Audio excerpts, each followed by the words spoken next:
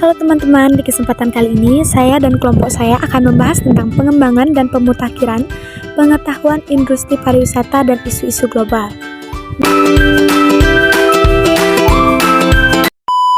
Nah, di kesempatan kali ini saya akan membahas tentang industri pariwisata dan karakteristik dari industri pariwisata. Pariwisata adalah kumpulan usaha pariwisata yang saling terkait dalam rangka menghasilkan barang dan jasa bagi pemenuhan kebutuhan wisatawan dalam penyelenggaraan pariwisata. Ada juga pengertian dari pariwisata. Pariwisata adalah kegiatan orang-orang sementara dalam jangka waktu pendek ke tempat-tempat tujuan di luar tempat tinggalnya dan tempat bekerjanya, serta di luar kegiatan dan selama di tempat tujuan mempunyai berbagai maksud termasuk kunjungan wisata. Kemudian wisatawan. Wisatawan merupakan seseorang yang sedang melakukan perjalanan atau yang disebut dengan travel, sedangkan orang yang melakukan perjalanan untuk tujuan wisata disebut tourist. Jenis-jenis wisatawan menurut Yoti 2008, jenis-jenis wisatawan berdasarkan sifat perjalanan dan lokasi di mana perjalanan itu dilakukan itu ada 6. Yang pertama, wisatawan asing domestik. Orang asing yang melakukan perjalanan wisata di negara di mana dia tinggal karena bekerja dan bertempat tinggal di negara tersebut. Kedua, wisatawan asing. Wisatawan asing yang bisa disebut dengan wisatawan mancanegara atau lebih dikenal dengan wisman. Yang ketiga, wisatawan Nusantara. Wisatawan Nusantara atau bisa disingkat dengan Wisnu adalah seorang melakukan perjalanan wisata di negara sendiri di mana dia tinggal. Yang keempat, indigenous. Warga negara yang bertugas di negara lain pulang ke negaranya sendiri dan melakukan perjalanan wisata. Yang kelima, business tourship merupakan orang yang melaksanakan perjalanan baik berasal dari negara ataupun dari negara lain dengan tujuan utama yaitu berbisnis. Yang keenam, ada transit. Tourship adalah wisatawan yang datang ke negara lain dengan tujuan singgah atau menetap untuk sementara. Ada pula macam-macam perjalanan wisata, yaitu perjalanan wisata dapat dibedakan berdasarkan jumlah peserta perjalanan wisata dan sifat penyelenggaraannya. Nah, yang kedua yaitu karakteristik industri pariwisata. Menurut Siplen 1987, industri pariwisata mempunyai beberapa sifat khusus, yaitu produk wisata tidak dapat dipindahkan karena orang tidak dapat membawa produk wisatawan pada wisatawan, tetapi wisatawan itu sendiri yang harus mengunjungi. Yang kedua, produksi dan konsumsi terjadi pada waktu yang bersamaan tanpa wisatawan yang sedang menggunakan jasa wisata itu tidak akan terjadi kegiatan produksi wisata.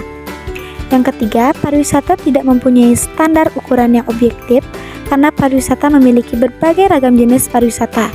Yang keempat, wisatawan tidak dapat mencicipi pengetahuan ataupun menguji produk itu sebelumnya karena wisatawan hanya melihat dari brosur ataupun alat promosi lainnya.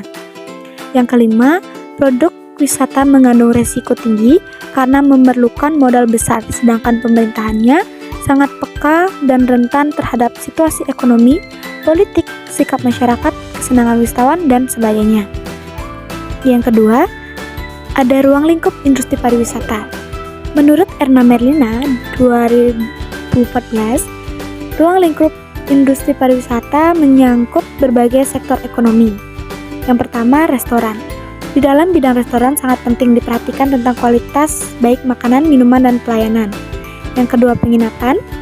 Usaha akomodasi sebagai salah satu sarana pariwisata mempunyai banyak ragam yang dapat diakses dan dikembangkan, diantaranya adalah hotel, resort, kondominium, wisma. Yang ketiga, pelayanan perjalanan. Pelayanan perjalanan yang dapat dikembangkan antara lain meliputi travel agent atau bio perjalanan. Yang keempat, transportasi, yakni alat angkutan umum untuk wisatawan yang dapat digunakan wisatawan dapat melalui darat, laut, dan udara. Yang kelima, pengembangan daerah tujuan wisata. Mengembangkan atau memajukan daerah tujuan wisata agar menarik dilakukan agar terjadi peningkatan kunjungan wisata di daerah tujuan wisata. Yang keenam, fasilitas rekreasi. Fasilitas rekreasi yang dapat dikembangkan di daerah kunjungan wisata. Yang keenam, fasilitas rekreasi. Fasilitas rekreasi yang dapat dikembangkan di daerah kunjungan wisatawan tidak terbatas pada taman, lokasi perkemahan atau camping ground, ruang konser, amphitheater, sarana bermain, dan lain-lain. Yang ketujuh, ada atraksi wisata. Menurut UIT 2008, ada 3 macam atraksi wisata yang dapat dipromosikan kepada wisatawan agar mereka berkenan untuk mengunjungi daerah tujuan wisata, yaitu natural attractions, atraksi wisata yang bersifat alam dan pemandangan alam. Yang kedua, ada build attraction. Atraksi ini menampilkan bangunan dengan keunggulan arsiteknya seperti rumah adat, bangunan modern seperti Opera Building di Seiden, jam gandang di Bukit Tinggi, dan Taman Mini Indonesia. Yang ketiga, ada cultural attraction. Atraksi budaya dapat berupa peninggalan sejarah, cerita rakyat, kesenian tradisional, museum, upacara keagamaan, festival kesenian, dan semacamnya lagi. 3. Pengertian unsur industri pariwisata. Yang pertama, A. Biro Perjalanan. Biro Perjalanan adalah suatu badan usaha yang bergerak di bidang pelayanan meliputi segala proses perjalanan wisata. Proses perjalanan tersebut dimulai dari keberangkatan hingga wisatawan kembali ke daerah asalnya. Meliputi seluruh kebutuhan wisatawan, misalnya akomodasi, transportasi, konsumsi, tiket masuk ke objek wisata, dan sebagainya. Biro Perjalanan harus memastikan bahwa wisatawan merasa aman dan nyaman selama berjalan tersebut. Yang kedua, B. Akomodasi. Akomodasi merupakan sarana yang dapat digunakan oleh wisatawan untuk tinggal sementara. Akomodasi dapat berupa hotel, losmen, guest house, pondok, dan sebagainya.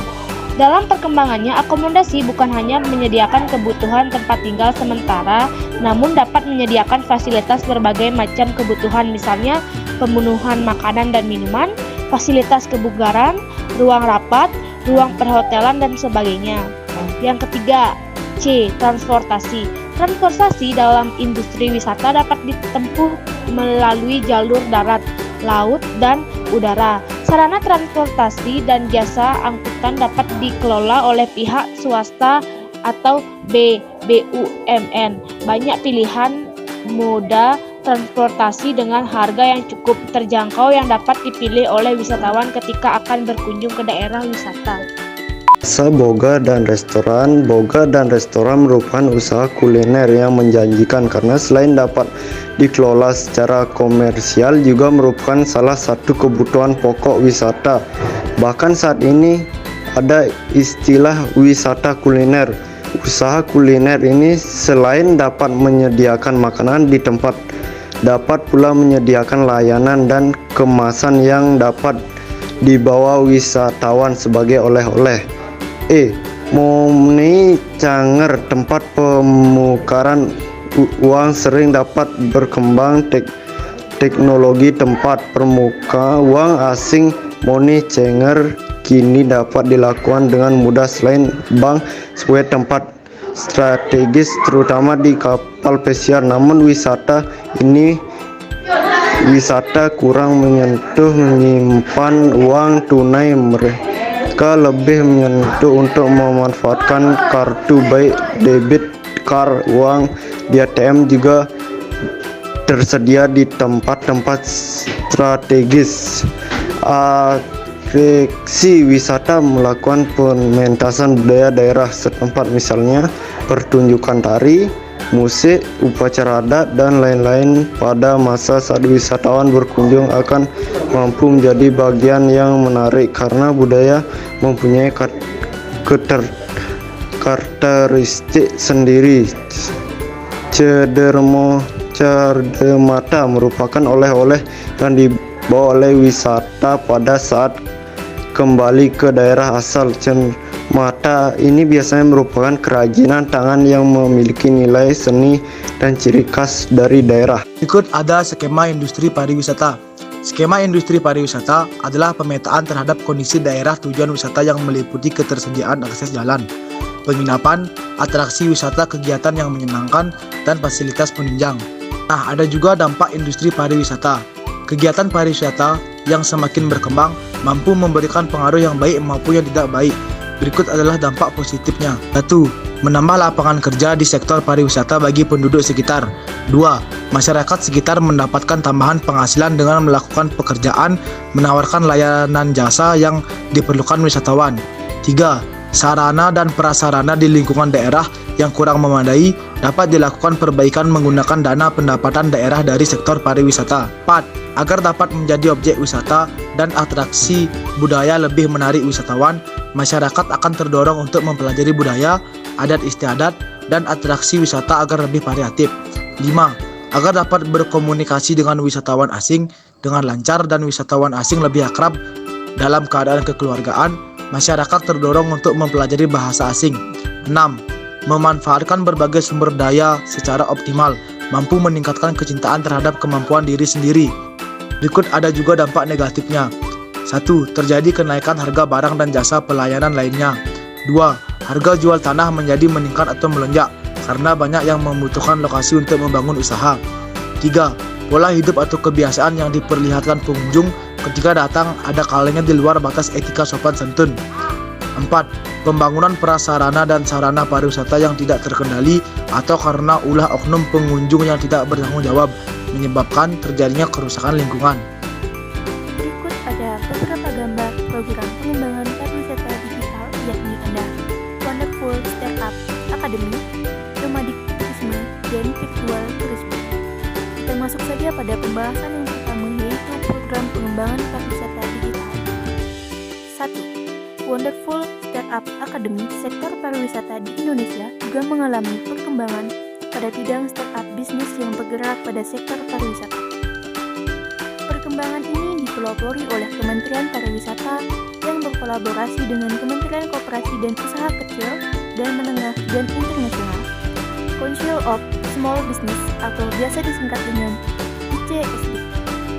Indonesia dengan membentuk Wonderful Startup Academy yang memiliki visi menciptakan ekosistem agar Indonesia menjadi destinasi wisata utama mancanegara.